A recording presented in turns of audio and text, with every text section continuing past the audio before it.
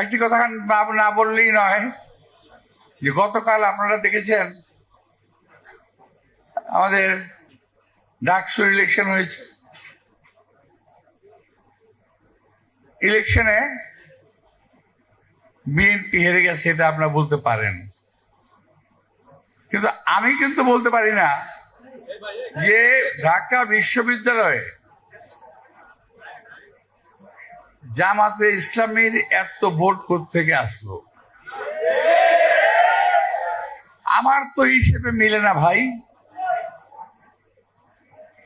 আমি বলতে চাই না জামাতকে আক্ষেপই করেছে, আমি বলতে চাই দেশে একটা গভীর ষড়যন্ত্রের আভাস পাচ্ছি আমি। কারণ আমরা যখন বিভিন্ন দল একসঙ্গে বসি তখন যে আমাদের সেভেন নেতারা বারবার আমাদেরকে বলেন কি জানেন, যে ভাই খেয়াল রাখেন আওয়ামী লীগ যাতে আর ক্ষমতায় আসতে না পারে, আওয়ামী লীগ ঠেকান সবসময়, যে আওয়ামী লীগ আসলে সবাইকে কুচু কাটা করবে, এটা তাদের ডায়লগ। আমরা সেভাবেই চললাম, আর তলে তলে আওয়ামী লীগের সঙ্গে আঘাত করে ছাত্রলীগের সকল ভোট জামাত নিয়ে নিল। বুঝতে পারছেন? এখন বিএনপির বিরুদ্ধে দেশে এবং দেশের বিরুদ্ধে এই দেশের বাইরে ষড়যন্ত্র হচ্ছে।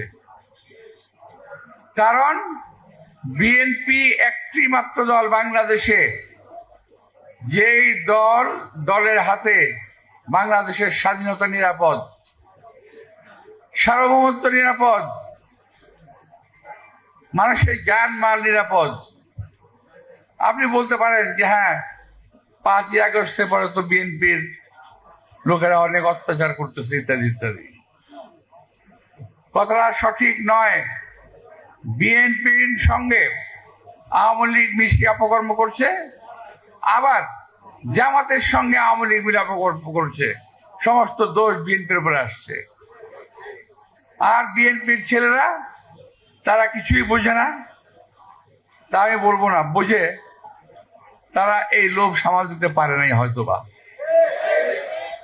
আমি আজকে বলে যেতে চাই, আমাদের নেতা তারেক রহমান সাহেব পরিষ্কার ভাষায় বলেছেন বিএনপিতে কোনো সন্ত্রাসী, কোনো চাঁদাবাজ, কোনো দখলদারের জায়গা হবে না। এখনো যদি কেউ সামাল না দেন, এখনো যদি নিজেকে কেউ ঠিক না করেন, তাহলে যদি খবর আসে ইনশাল্লাহ আপনাদের বিরুদ্ধে ব্যবস্থা নেওয়া হবে। তার মনে রাখতে হবে বিএনপি স্বাধীনতার ঘোষক শহীদ রাষ্ট্রপতি জিয়া রহমানের দল। মনে রাখতে হবে বিএনপি দেশ নেত্রী বেগম খালেদা জিয়ার দল। এখানে চাঁদাবাজির কোনো জায়গা নাই, এখানে দখলদারির কোনো জায়গা নাই। মঞ্চে দাঁড়িয়ে কিন্তু আমাদের এখন দখলদাররা বক্তৃতা দেয় যে দখলদারি করা যাবে না। বুঝতে পারছেন আমাদের অবস্থাটা? সকলেই মঞ্চে দাঁড়িয়ে চাঁদাবাজির বিরুদ্ধে, দখলদারির বিরুদ্ধে কথা বলে, আর বাইরে গিয়েই অপকর্মটা শুরু করে।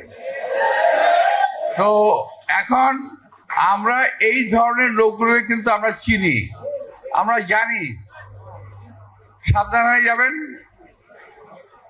চাঁদাবাজির জায়গা বিএনপিতে নাই, এবং যারা করতেছেন তারা বিএনপির লোক না। তো ভাইরা, কালকের ডাকসু ইলেকশন থেকে আমাদের শিক্ষা নেওয়া উচিত যে কিভাবে কালকে ডাকসু ইলেকশন কিন্তু দুটা কাজ হয়েছে। ইলেকশন ইঞ্জিনিয়ারিং 2008 সালের মতো, আবার ছাত্রলীগের ভোট। দেশ নেত্রী বেগম খালেদা জিয়া নির্বাচনে যেতে চায় নাই, জোর করে মুজাহিদ সাহেব, আল্লাহ তাকে বেহেশত নসিব করুন, নির্বাচনে নিয়ে গেলেন। এবং তার ফল কি হলো? জামাত ইসলামের 4 থেকে 5 জন লোকের ফাঁসি হয়ে গেল, আর আমাদের কাছ থেকে চলে গেল সালাউদ্দিন কাদের চৌধুরী। প্রিয় ভাইরা, বহুদিন জেল খেটেছি। জেল খেলার এক পর্যায়ে আমার সঙ্গে নিজামী, মুজাহিদ সাহেব, ডাক্তার আবু তাহের এবং যাদের প্রায় 4 জনের ফাঁসি হয়েছে, এরা কিন্তু সকলেই আমার সঙ্গেই ছিল। আমরা একসঙ্গেই ছিলাম, একই জেলে একই সময় ছিলাম। আমি একদিন নিজামী সাহেবকে জিজ্ঞেস করলাম, নিজামী সাহেবকে আমি শ্রদ্ধা রাখে বলছি, জামাতের বোধ হয় আর নেতা আসবে না এমন, উনি একমাত্র লোক সত্যিকার অর্থেই একজন জ্ঞানী লোক ছিলেন। ওনাকে আমি জিজ্ঞেস করলাম যে হুজুর, আপনি নির্বাচনে কেন গেলেন বলেন তো? নিজে তো গেলেন, আমাদেরকে নিয়ে গেলেন, মারলেন তো আমাদেরও জেলখানায় বসে। উনি বললেন, আমি ভাই এই ব্যাপারে কিছু বলবো না। নীরব থাকলেন। পাশে ছিল মুজাহিদ সাহেব, ওনার সঙ্গে আমার বয়সের খুব একটা তফাৎ ছিল না। তো ওনাকে আমি জিজ্ঞেস করলাম, এই যে নিজামী সাহেব কেন মুজাহিদ সাহেব নির্বাচনে গেলেন কেন? উনি বললেন, আপনি বুঝবেন না কেন গেছি। আজকে দুর্ভাগ্য ওই নির্বাচন কিন্তু ওনাদেরকে ফাঁসির দিকে নিয়ে গেল।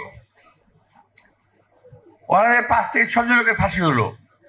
তারপর দেখেন আওয়ামী লীগের সঙ্গে তাদের প্রেম কিন্তু ছোটে না, এখনো আওয়ামী লীগের সঙ্গে তাদের সম্পর্ক আছে। এই নির্বাচনেও ভারতে বসে বসে তারা ইনস্ট্রাকশন দিয়েছে জামাতকে ভোট দিতে হবে। অর্থাৎ বিএনপিকে ধ্বংস করলে পরে আর কোন সমস্যা থাকে না জামাত ইসলামের। আওয়ামী লীগ বাইরে থেকে বসে জামাতকে বলবে এই যে মৌলবাদীরা সব দেশে আছে, সুতরাং এই দেশটাকে দখল করতে হবে। এরকম চিন্তা ভাবনা আওয়ামী লীগের ভেতরে আছে, কিন্তু কিছুই বুঝতে পারছে না দেশটা কোন দিকে যাচ্ছে।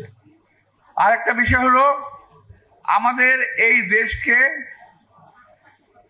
বিএনপি নেতা শহীদ রাষ্ট্রপতি জিয়া রহমান স্বাধীন করেছিলেন।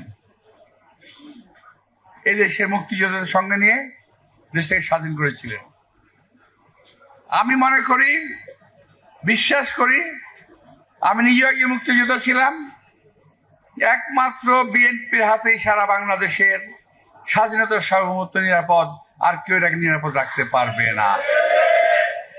সুতরাং আমাদের ভুল ত্রুটি যাই হয়েছে সবকিছু সংশোধন করে আসুন, সামনে আমাদের যা আরো কঠিন পরীক্ষা আছে, সেই পরীক্ষায় জয়লাভের জন্য যা করা দরকার নিজেদের দল মত নির্বিশেষে ঐক্যবদ্ধভাবে দেশের স্বাধীনতা সার্বভৌমত্ব রক্ষা করি।